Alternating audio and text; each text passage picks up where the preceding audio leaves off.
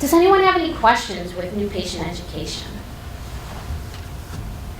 I bring along that new Lupus encyclopedia, Ah, yeah. but in there's a couple things that he pretty much advises against, specific things like, I know alfalfa sprouts, you're not supposed to eat alfalfa, and then also Bactrim. Supplements. Now, is that something that we can tell the client, don't do that, or should we say, talk to your doctor? So that's actually a good point that you bring up. So Dr. Thomas did an expert series, and there's a little video that he did that talks about a little portion of, Mike's talking about the Lupus Encyclopedia book. It's a book about this thick. It's a yellow, orange cover. They have it. Do you guys have it? They have the new version. Wow. The navigators have the new version. Wait, let's hold up a second. Oh, the Lupus book? Okay, I was going to say, the Lupus Encyclopedia book is pretty in-depth. Oh, that's a heavy-duty one. But let's take a backtrack. The Lupus book by Dr. Daniel Wallace, that has been my Lupus Bible since day one for me. I've read every version back to cover, front to back. So that is a good step. And it's a good read. I see your face over there. It's a good read. It's an easy read. It's an easy read. It's not like too It's not too medical. It's very good good. for patients that can easily read it. But to pinpoint Mike's question, so with diet, we want to talk about what are lupus triggers. I think you're talking about alfalfa sprouts boosts the immune system. Echinacea boosts the immune system. So it is known to cause lupus flares.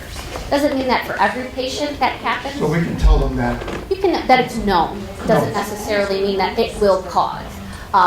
Bactrim or sulfameds are also known triggers. So that's something to be mindful of. Your rheumatologist would know this if it's happening with the patient, but it is something you can definitely talk about. So I want to talk about the Lupus Encyclopedia book. That is a very expensive book. So unfortunately we probably couldn't provide it, but Dr. Daniel Wallace is a very good book. I have not read the encyclopedia front to back, back to front, but I have reference to it. So it is a good book if you want to pick it up at the local library or Amazon. Maybe the prices have gone down, but it's pretty new. I'd say about maybe 3 years old now.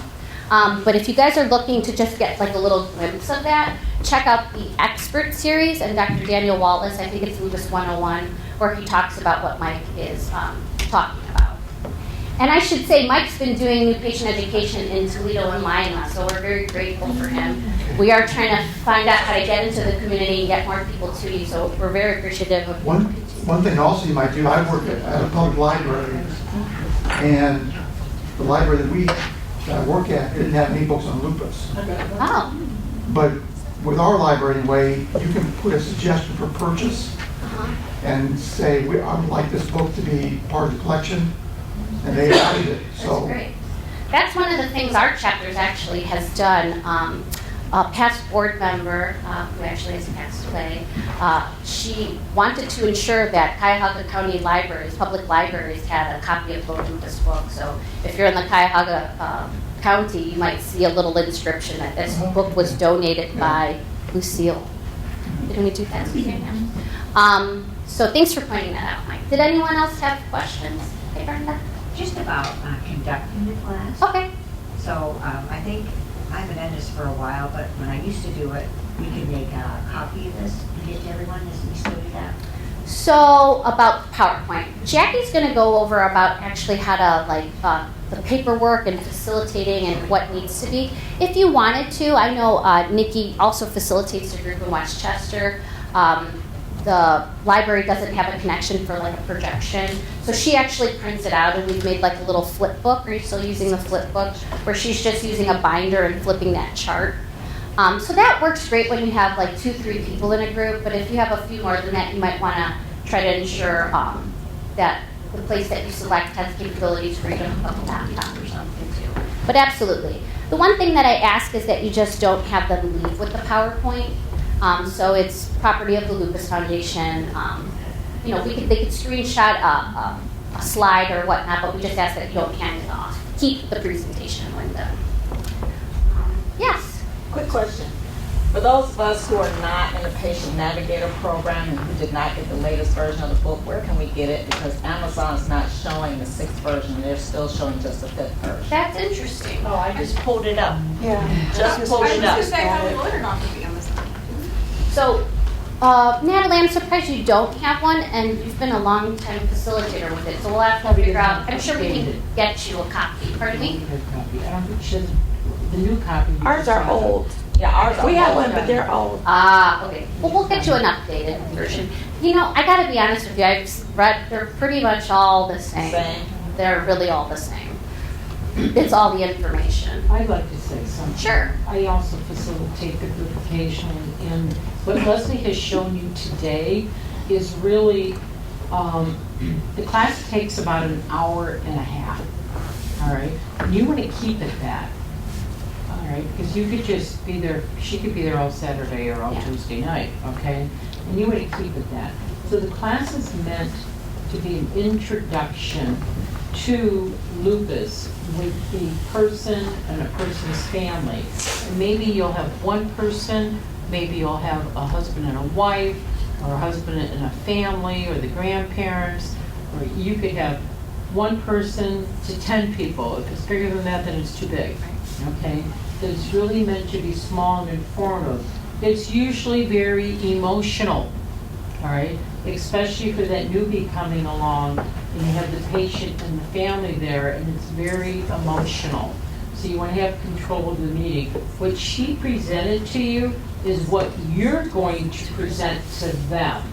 Some of you will have access to a PowerPoint machine, and you will be given a The equipment. a memory stick, not the laptops or anything, but wherever you're going at, we hope that they have the equipment there. If not, you can make a flip chart and you use it as a talking point. The reference to things like the book you spoke about and the other book you have, I prefer you use the book that we give you. If you have a question that you don't know, you can say, let's see what Dr. Wallace says, and then you're referencing back to Dr. Wallace. It's not your opinion. Okay, we're giving you things in black and white that we know, and we only want you to give stuff in black and white that we know. And you also want to do a disclaimer at any program in the very beginning, because you don't know what these people are coming to you with. This is in the facilitator training aspect, all the points you're hitting upon. No. So how does This is facilitate them talk? teaching this class. I want them to be clear. I'm talking about the disclaimer and attendance and how to Everything. conduct is in the next portion. For all groups. How to facilitate group. Yeah. Yes. So to hit on those points, this was just how to do the group. And some of you might not be facilitating this group per se. Maybe you're just doing a support group, or maybe you're doing both. This is how to facilitate the group. And more research is going to be had on here. You know, I have little notes, things that I want to mention, and as you go through them and you become the facilitator, you're going to add your own input here. The one point Suzanne was making is that if there's ever a question that you don't know, it's okay if you don't know the answer. So reference to that, the Lupus book, there's an index guide in there that can lead you to that insert and talk more information about that. Along with it, you also have the office. So if there's a question that you need more research on, call the office and say, you know, we can give the office a call or find the answer. I will help find the answer for you, is usually how you want to follow up. There's also all that supporting documentation that we did for it in their books so that they have that. To conduct the class, or are you talking about the presentation? It goes along with the presentation, but it has a lot of kind of further details and information so that if they need to answer things like that, Yeah. So, in your manuals, in your binders, is the whole educational component. So we breezed through this. This is going to take some time for you to get comfortable with presenting the information, right? So there is a how to conduct the information, how to conduct the class with backup information in it. So thanks for pointing that out, Adrian. And you're going to make this your own. You're going to go through it and practice it and make little notes, side notes of things you want to mention.